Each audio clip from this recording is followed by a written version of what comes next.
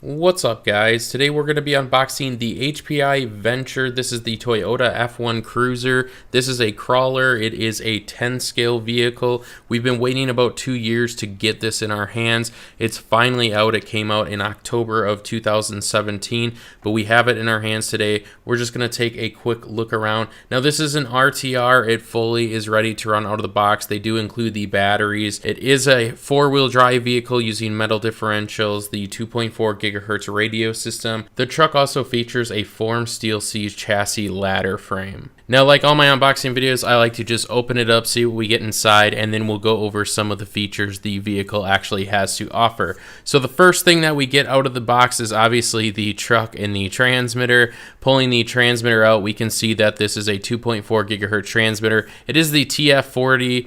This is kind of like the standard HPI transmitter. It has the 3 channels here. On the bottom, we got the 4 AA's. Now, there is a servo endpoint screwdriver tucked away in there, and then we can use this to adjust our servo endpoints. Now, pulling out some extra things, we get a 7.2 volt nickel metal hydrate battery and charger, as well as 4 AA batteries for the transmitter itself. And then we also get a bag full of parts. So these are the parts all laid out here. Now, there's no mention of extra parts inside the actual manual or user guide. So if you guys want to look up the specific names, you can definitely do that probably on HPI's website. Now, we do get HPI decals. We also get some instruction and important information, a registration card, and then we have our Venture user guide, manual, parts list. Everything you guys need to know about this truck is definitely in there, so do not lose that. Now, removing the body clips for the first time, there's actually 5 body clips holding this car in. So there are the 2 in the front, 2 in the back, and then there is a third that is attached to the spare tire that basically slips in this little, what looks like a handle on the back, and you're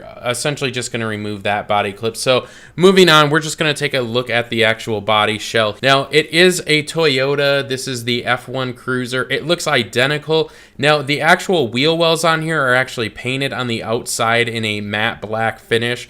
Now, I know the TRX4 by Traxxas has those wheel wells and they're actually screwed in and you guys can actually take those off, but this is more of just a paint job. They also have, again, this handle on the back, which is clipping the body down to the back of the truck. And then on top, we have this rack. Now, this is plastic, but it is a very flexible plastic. You guys can actually remove this and adjust it however you want. So taking a look underneath, we can see that this rack is held in with some body clips and just a rubber washer. Now, the back has 2 screws holding in that little clip for the spare tire. And then on the sides, both sides, we have the side mirror held in with 2 screws as well. So taking a look at it fully assembled, the truck definitely looks really nice. It's got that unique look that the Toyota F1 Cruiser has. So because this is a licensed model by Toyota, the bumper has to kind of look similar. Now, it is using plastic D-rings. It's kind of a flexible plastic. Now, one thing that let me down here was they didn't pre-drill any holes for any future winches you guys might actually want to put on this vehicle. So there are some Nerf bars on both sides of the actual truck. So on the back of the vehicle, we get a flip up swing out gate, and this is housing a full tire that you guys can use. So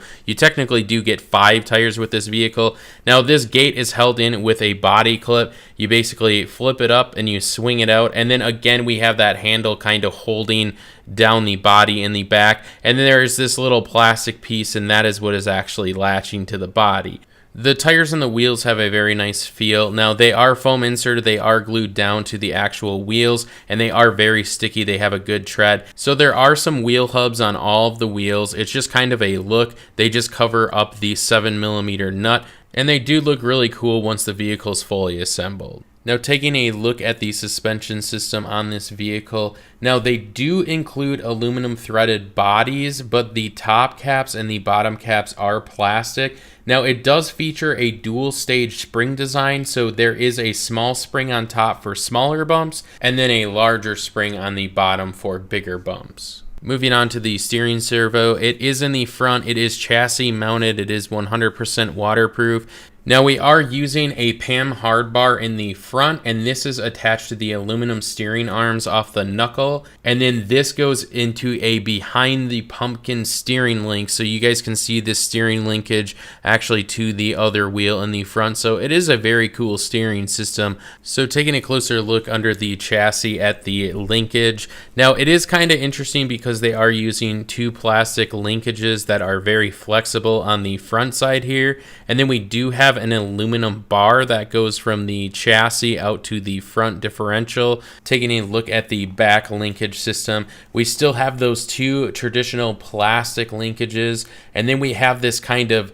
V shape that is going to the back differential. So this truck is being powered by the HPI Racing Crawler Spec 35 turn motor. This is a brushed motor. It's very nice. Now all the electronics of this vehicle are housed in the front of the actual vehicle, and then we have the battery in the back. Taking a look at the transmission, now it is using metal gearing. There is this nut here so we can actually adjust our slipper clutch, and then we do have a dog bone going from the transmission over to the transfer case, and then the transfer case obviously to the drive shafts.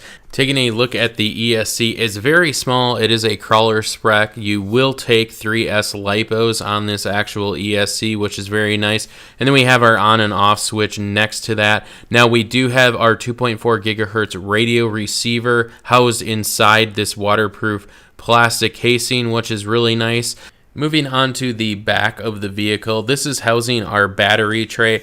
Now the battery tray I think should be actually flipped around in my opinion, just because it's kind of awkwardly set up. So it is held in with this body clip, and then there's this little plastic piece that has some flexibility that allows you to lift the actual tray up. Now the tray actually hits the body tower, and I found that to be annoying. So it does have a lot of flexibility to it, so you guys can just flex it around there. So guys, that's just a quick review of the Venture Toyota F1 Cruiser. I know I didn't cover everything in specific details, such as the metal differentials in the front and back and the cast iron housing, as well as the aluminum pumpkins. There's a lot to this actual crawler. You guys should definitely check it out. Now, we do carry all the parts for this vehicle at dollarhobbies.com. I hope you guys can check it out. If you guys are new to the channel, definitely subscribe. If you guys like the video, give me a thumbs up. And if there's any vehicles you guys want to see in the future, vehicles that aren't out to the public, please give me a comment below